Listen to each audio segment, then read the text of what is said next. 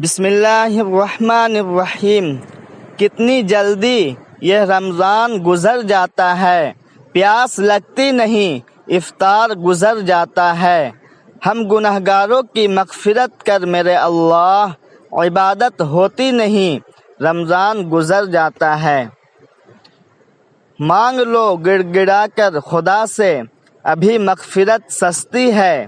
کہتے ہیں کہ رمضان میں رب کی رحمت برستی ہے۔ افطاری کے وقت دعا نہ مانگنے والے روزہ دار کی مثال اس مزدور کی طرح ہے جو سارا دن کام کرنے کے بعد اپنی مزدوری نہ لے کر جائے۔ حضرت محمد صلی اللہ علیہ وسلم نے فرمایا، ماہ رمضان میں گھر والوں کے خرچ میں کشادگی کرو، کیونکہ ماہ رمضان میں خرچ کرنا اللہ تعالیٰ کی راہ میں خرچ کرنے کی طرح ہے۔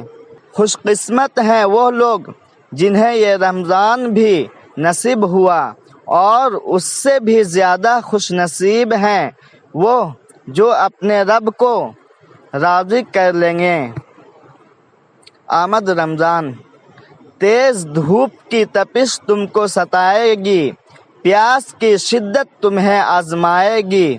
روزے دارو تم ہر حال میں صبر رکھنا، یہ آزمائش تمہیں جنت میں لے کر جائے گی انشاءاللہ۔ رمضان صبر کا مہینہ ہے اور صبر کا بدلہ جنت ہے۔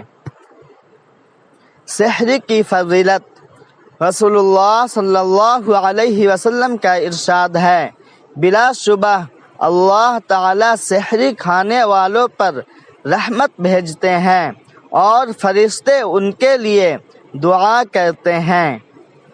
نبی اکرم صلی اللہ علیہ وسلم نے فرمایا، سحری کھانے والوں پر خدا اور اس کے فرشتے رحمت بھیجتے ہیں۔